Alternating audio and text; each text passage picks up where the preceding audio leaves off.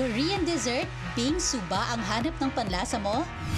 It's very natural for us Filipinos to have a sweet tooth. Kaya naman dinayo namin for you guys today dito sa The Century City Mall ang Cafe Solhwa from Korea. Kaya naman hindi namin papalampasin ng chance na matry ang Korean version nila ng Pinoy favorite nating halo-halo. Sinasabing ang pagkahilig daw natin sa flavored ice is universal. Across continents and millennia, people enjoyed icy desserts 2,000 years ago. Ang bingsu, which is made of finely shaved ice combined with a variety of toppings, has long been a favorite treat to take the edge off the summer's heat. Gayon nga'y popular na ito maging anuman ang klase ng panahon. There are endless variations of this icy favorite, which serve to drive Korea's bingsu craze. If you're looking for an authentic taste of Korean desserts, then head over to Cafe Solhwa and try their delicious bingsu. Cafe Solhwa started here in the Philippines last March 2015. What sets Cafe Solhwa apart from other restaurants is quality product, natural, handmade, and we use our special machine for that special shaved ice. The #1 best seller is the mango cheesecake bingsu. They love the bingsu here because of the Filipino taste. They like dessert, they like sweets, same as the Korea.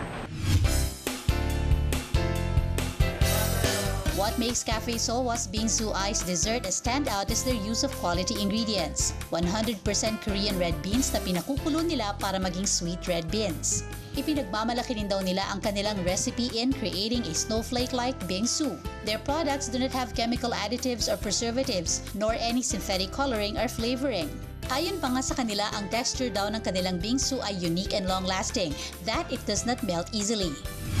Alright, so I'm very excited to try out their bingsu here at Cafe Solhwa. And I'm gonna start off with this beautiful mango cheese bingsu.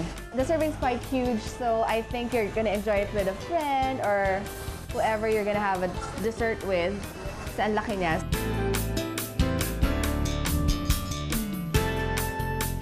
I like the combination of the cheesecake with the mangoes, the fresh mangoes, is may vanilla ice cream pa siya on top. So this is absolutely perfect. Since dito sa Philippines it's quite humid, you're gonna want ice cream with everything. It makes everything better.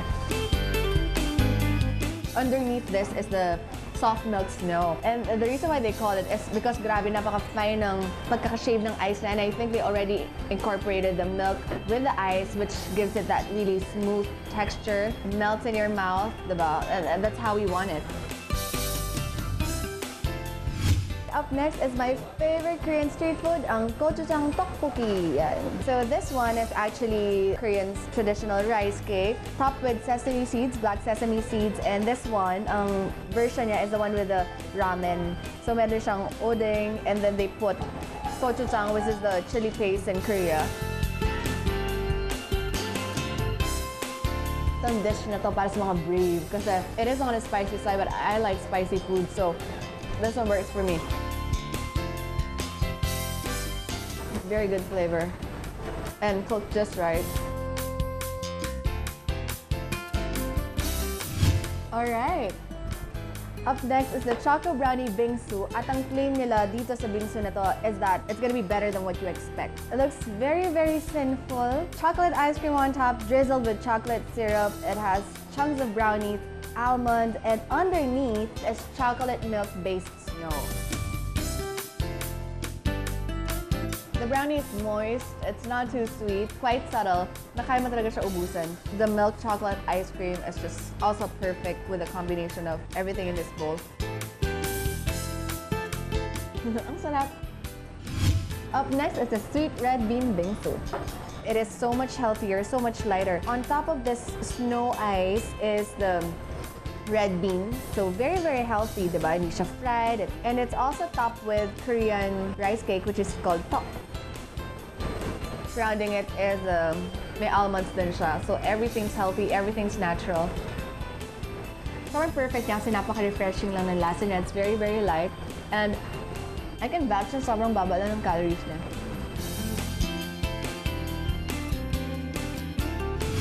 Up next, itong injolmi bingsu. So injolmi is like a Korean delicacy din. So that's the flavor of this bingsu right here. So also same na meron din siyang snow ice. Yung curious kayo, it's coated soybean powder. The Filipinos use actually Graham, but soybean powder is so much healthier and sarap ng lasa. It has that roasted aroma to it. It's really, really good. It doesn't have that too much sweetness that comes from ice cream or chocolate or brownie.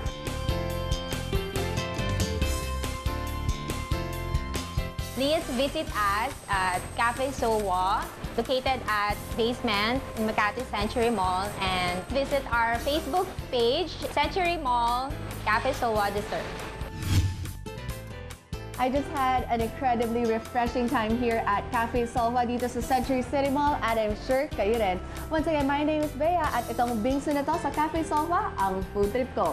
是吃街头